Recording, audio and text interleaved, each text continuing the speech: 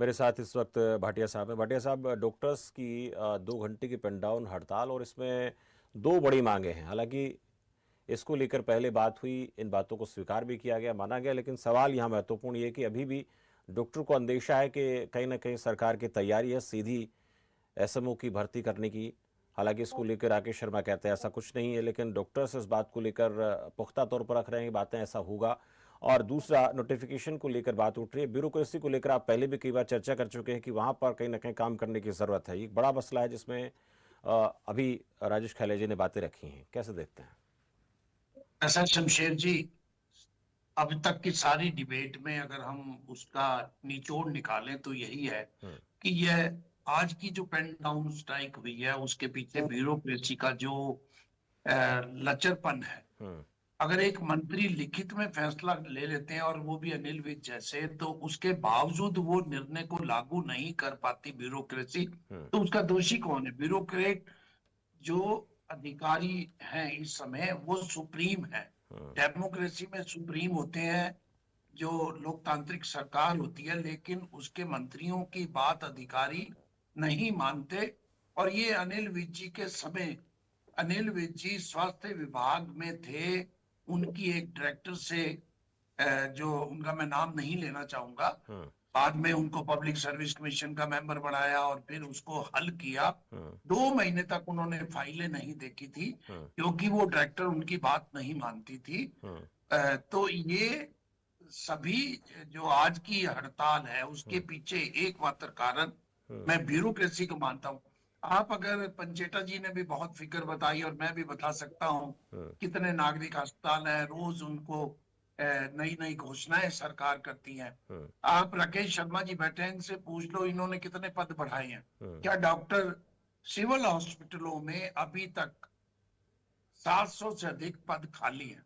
हम्म। और ज्वाइन कई डॉक्टरों ने सिलेक्शन होने के बावजूद, शायद 126 डॉक्टरों ने सिलेक्शन होने के बावजूद ज्वाइन नहीं किया। हम्म। और इसके अतिरिक्त आप अगर पूरे प्रदेश के आंकड़े ले लेंगे तो दिन प्रतिदिन सरकारी चिकित्सक 5 साल की जो आवश्यक नौकरी है या वो पूरी करने के बाद नौकरी छोड़ के चले जाते हैं, और उसका मुख्य कारण यही है। हम्म। मैं आपको एक मैं जनरल बात करूंगा और उसमें डॉक्टर साहब भी बैठे हैं, एक डॉक्टर का किस्सा बताऊंगा। हम्म। सिरसा में एक डॉक्टर थे, वो मियां बीवी दोनों आंखों के डॉक्टर थे, हम्म। और वो सिविल हॉस्पिटल सिरसा में वो कार्यरत थे। हम्म।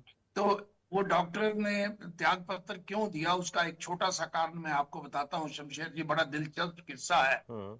उनके परिवार में कोई दुख सुख था, मैं और एक भारतीय जनता पार्टी के वरिष्ठ नेता, हम दोनों उनके घर में गए, तो उनसे हमने पूछा भी आपने त्याग पत्र क्यों दे दिया। हम्म। तो उन्होंने कहा कि मैं एक आंखों का सर्जन हूँ। हम्म। मैंने एक दिन सिविल अस्पताल सिरसा में 17 मरीजों को तैयार किया, दवाई डाल दी, हम्म। भाई उनके मैं आंखों का ऑपरेशन करूंगा। जैसे मैं ऑपरेशन थिएटर में जाने लगा, जी। भागकर एक सेवादार आए, उन्होंने कहा जी आप सिरसा के स्टेडियम जाएंगे? तो मैंने कहा जी मैं तो ऑपरेशन करना है, ऑपरेशन बाद में हो जाएंगे। हम्म। स्टेडियम क्यों जाएंगे? वहां गेम्स होनी है। और सिरसा हॉस्पिटल में उस समय आर्थो का हम्म। और हार्ट का, जो गेम्स में आमतौर पे जरूरी होते हैं चिकित्सक, हम्म। उनके पद खाली थे। आंखों के सर्जन को वहां भेज दिया गया। उन्होंने उसी दिन निर्णय कर लिया भी वो सिविल हॉस्पिटल में नहीं रहेंगे, और उन्होंने वहां से त्याग पत्र दिया, हम्म। केवल इसलिए भी उन्हें काम नहीं करने दिया जा रहा। इस प्रकार की स्थितियां होने के बावजूद 11 नई बीमारियों के इलाज के लिए सिविल हॉस्पिटल को रेफर कर दिए गए, आयुष्मान से निकाल दिए गए। हम्म। आयुष्मान से क्यों निकाले? क्योंकि वहां बजट नहीं है। हम्म। बजट हमारे पास 600 करोड़ है, और डॉक्टरों के जो बिल है हम्म। वो पिछले साल 2200 करोड़ से अधिक थे। हम्म। उसमें 600 करोड़ के लगभग हरियाणा गवर्नमेंट, और इतना ही भारत सरकार दे भी दे हम्म। तो भी डॉक्टर के जो बिल हैं उनको पूरा सरकार नहीं कर पा रही। जी। इसलिए अनेक ऐसे जो मरीज हैं जिनको जैसे घुटने का ऑपरेशन के लिए, आंखों के ऑपरेशन के लिए और अनेक ऑपरेशनों के लिए, हम्म। दूध के ऑपरेशन के लिए, उनको आप आयुष्मान के अंतर्गत प्राइवेट हॉस्पिटल्स में इलाज नहीं करवा सकते। हम्म। और हमारे सिविल हॉस्पिटल्स में ऑलरेडी जो है वो कहीं चिकित्सक नहीं है, अगर चिकित्सक है तो वहां पे टेक्नीशियन नहीं है हम्म।